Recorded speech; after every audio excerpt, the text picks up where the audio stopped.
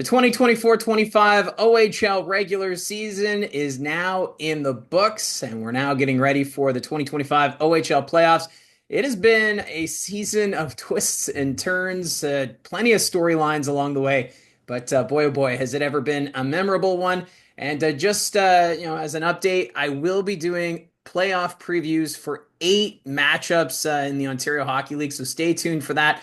But before we get to looking at the postseason, I wanted to do a final power rankings for this year. Looking back at the regular season, so I put all the stats together and I came up with the average. Looking back at how this season played out, and starting off at number 20, it might not surprise many, but the Peterborough Petes are 20th in the final power rankings.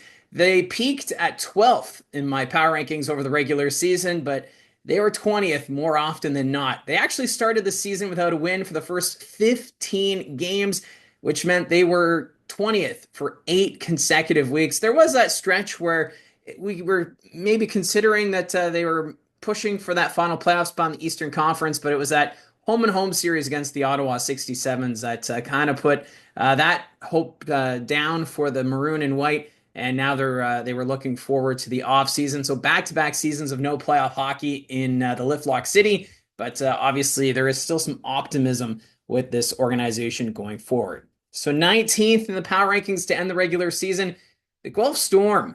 They peaked at 12th, just like Peterborough, but they were a lot of times sitting at the bottom. 20th was their lowest position on the power rankings. And going into the season, we kind of figured a rebuild was on the way. They also did a lot of trades at the OHL trade deadline, sending out Cam Allen to the London Knights, Vilmer Ulrichsen and Brain Gillespie to the Brampton Steelheads. Also, Budnick being sent off to the Brantford Bulldogs. So the signs were there that this was going to be a rebuild, and they did keep Jet Luchenko, though, which I think surprised some around the Ontario Hockey League. Considering there were thoughts that maybe he might not return from the Philadelphia Flyers, there's still those questions about next season.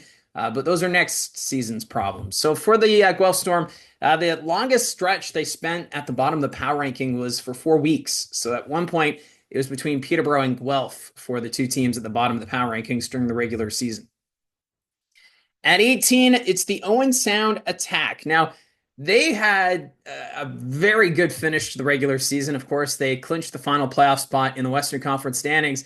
And with that, they reached as high as 9th in the power rankings over the last few weeks, although they did spend some time 20th overall in the power rankings. And really, it seemed like something clicked after the OHL trade deadline.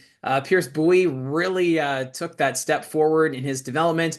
Also, Landon Hookey, what a leader he has been after Connor Smith was traded away. So, a lot of props handed out to this Owen Sound Attack team, who did spend 3 consecutive weeks at the bottom of the power rankings, but that was before the OHL trade deadline. Since then, this team, they were between really 10th and 17th for that last stretch. So that's why we have the Owen Sound Attack sitting at 18th in the final power rankings.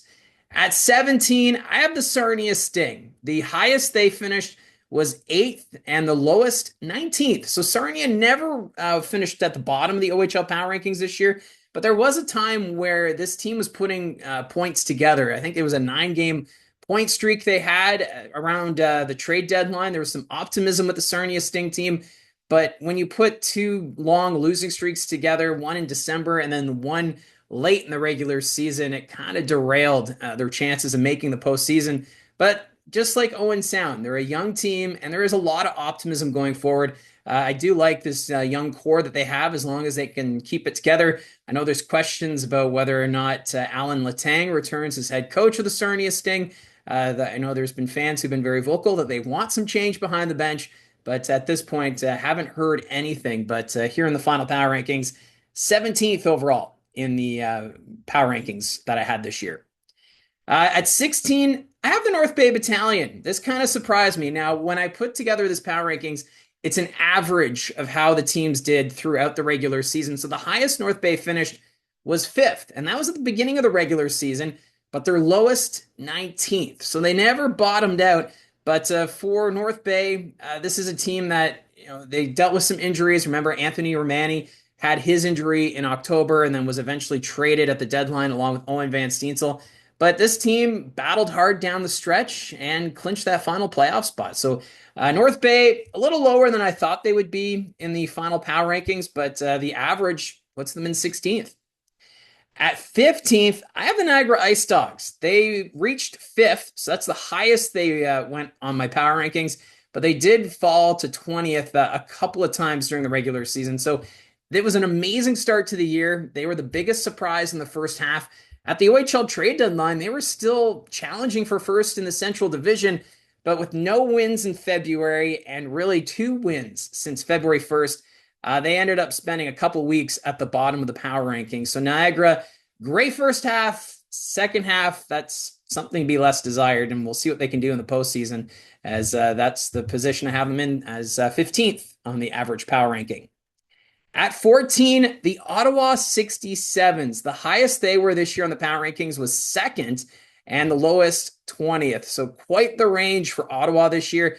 And they had a decent start to the regular season, but that didn't last long. They ended up tumbling down the power rankings and the overall standings. So they did spend a couple of weeks in a row at, or actually no, they never spent multiple weeks in a row at the bottom of the power rankings. It was, they would hit the bottom, move up a little bit because they were competing for a playoff spot, and then tumbled right back to the bottom. So for Ottawa, the big question mark is Dave Cameron. Does he return after he just won his 500th career win as a head coach? So there's a lot of question marks swirling around the barber poles heading into next season. At 13 in the power ranking, the Flint Firebirds. The highest they placed was 9th, the lowest 19th. So in the most part, Flint kind of hovered around the middle of the power rankings throughout the regular season. They dipped at one point towards the bottom, but they never bottomed out. So the Firebirds, pretty average for most of the season, and that's why they're 13th. At number 12, the Sioux Greyhounds. The highest they peaked was 5th and the lowest 19th. And remember at the beginning of the season, the Greyhounds were actually doing pretty good against some of the top teams in the Ontario Hockey League. They were making it difficult for teams like Windsor and London, Kitchener, even Saginaw when they had their hot start. The Sioux Greyhounds found a way to deal with the Spirit, but they really fell after that. That was probably around November. They had a decline and a step back. But the trade deadline, they did sell off. We saw Gibson sent to the Oshawa Generals, Charlie Schenkel sent off to Kingston. But the fight for the playoff spot seemed to give them some new life. They were one of the hottest teams at the end of the regular season, which was a little surprising, but they did clinch a playoff spot, and we'll see how that momentum carries into the playoffs. But the Greyhounds 12th in the average power rankings for this year. At 11, it's the Brampton Steelheads. The highest they finished is 3rd, the lowest 17th. Now, injuries plagued this team for most of the regular season, especially in the first half. Remember, Angus McDonnell missed a good chunk of the regular season, but they did see a resurgence in the second half since the calendar flipped to 2025. And at the end of this regular season, they reached 3rd in the power ranking for the first time. So this is a team that seems to be hitting its stride when it matters most, getting ready for the postseason. At number 10, the Sudbury Wolves. They peaked at 4th, and their lowest position in the power rankings this year was 18th. And during the first half of the season, I kind of felt like the league was, overlooking the Sudbury Wolves. But once we were past the trade deadline, injuries became a problem. The consistency wasn't there, and they ended up falling down to 18th. And that was just in recent weeks that we saw them hit 18. So we'll see how things go going into the postseason, as they do have a tough opponent with the Kingston Frontenacs coming up. At number 9, it's the Kingston Frontenacs. They reached 3rd in the power rankings. That's the highest they placed, and their lowest was 18th. And it was a slow start to the season for Kingston, but boy, oh boy, did they ever pick things up. They had a 15-game winning streak on home ice, which is something they've never done in franchise history before. And, you got to wonder, should Troy Mann be considered Coach of the Year in the Ontario Hockey League? I think with the way the season went, he should be considered, along with Jussi Ahokas of the Kitchener Rangers. I think those are two of the top head coaches this year in the OHL. And for Kingston, they surprised many, I feel, around the Ontario Hockey League.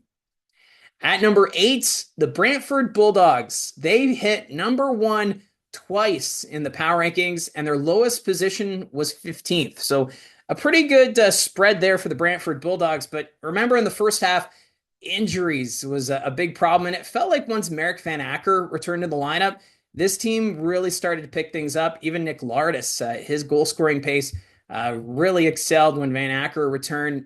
Ryerson Leanders, fantastic in net. What a pickup he was at the start of the regular season. So this is a Bulldogs team that is finishing strong. Kind of reminds me of Oshawa last year a bit. But yeah, they would hit first and then fell back down. So they never had multiple weeks at number one, but still the only Eastern Conference team that ever took top spot in my power rankings this year. At number 7, the Erie Otters. The highest they went was 4th, the lowest 13th. And the Otters, this organization has been through a lot. Matthew Schaefer missing large stretches of the regular season due to injury. We're still waiting to find out if he's going to play for Erie come playoff time. And then, of course, the passing of Jim Waters, the owner of the team, and then Stan Butler being let go due to some controversy off the ice. So there's been a lot going on with the Erie Otters team. But despite all that, this team found a way to hover around the middle of the OHL power rankings and found themselves just ahead of Brantford, which I was a little surprised by. At number 6, I have the Barrie Colts. The highest they placed was 3rd, the lowest 15th. And consistency was an issue during the regular season for the Barrie Colts, which saw them experience 2 5-game losing streaks. So that really hurt them when it came to the power rankings. And you just never knew which team you would see on the ice on any given night. So for Barrie, I feel like they could have been higher in the power rankings at times, but just their play on the ice and lack of consistency held them back. And that's why they're 6th in the overall power rankings for this year. At 5, the Saginaw Spirit. They peaked at number 1, and the lowest they fell was 14th. Now, the Spirit got off to an amazing start to this year, and that's when they held on to first for 2 weeks before dropping in late November. And this team did see a bounce back after Igor Chernyshov, he arrived from the San Jose Sharks. So this is a team that sold off at the trade deadline, but then got a big boost with Chernyshov and some young talent supporting both Zane Parekh and Michael Misa, and that's why they're 5th in the overall power rankings. At 4, the Oshawa Generals. The highest they placed was 2nd, the lowest 9th. So they were never out of the top 10, which is quite the feat when it comes to the power rankings.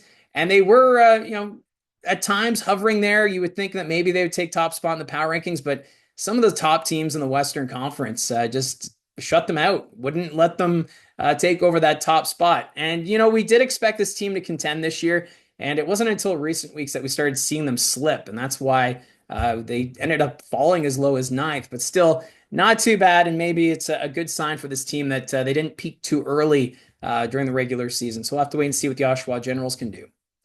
At number 3, I've got the Windsor Spitfires. They finished as high as 1st twice, and the lowest was 11th. And they started the season on the power rankings at the 11th spot. So since then, they went right up the power rankings and were pretty much top 5 for the rest of the regular season. There was the odd time they would fall to maybe 6th or 7th, but some really good work by the Windsor Spitfires this year, who are a much improved team. I talked about Troy Mann earlier about maybe he should be considered for Coach of the Year, but another one would be Greg Walters. His first year at the Windsor Spitfires, taking a team that was last in the Western Conference last year to 1st in the West Division. So not too bad this year from the Spitfires team.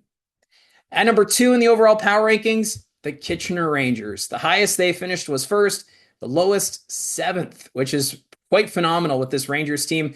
And they defied expectations again. Another great start.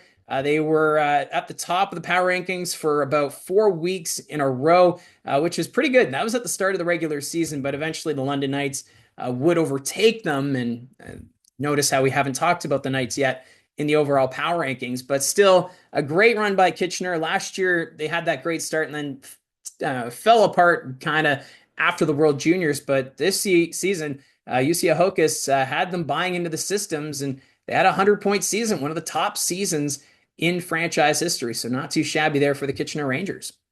So at number 1 on the overall power rankings, the London Knights. The highest 1st, the lowest 7th. And the Knights, they started the power rankings at 7 and then camped in the top 3 for most of the regular season. So not too bad there from this London Knights team. They had a run where they were 1st for 12 consecutive weeks. And then their streak was snapped by the Windsor Spitfires for 1 week because then the London Knights would bounce back. So quite remarkable this season what the London Knights have been able to do, and that's why they are number one in the power rankings for overall. For the average for the entire season, it was 27 weeks of power rankings, and they, of course, finished first overall during the regular season. So that's the final power rankings for the 2024-25 OHL season.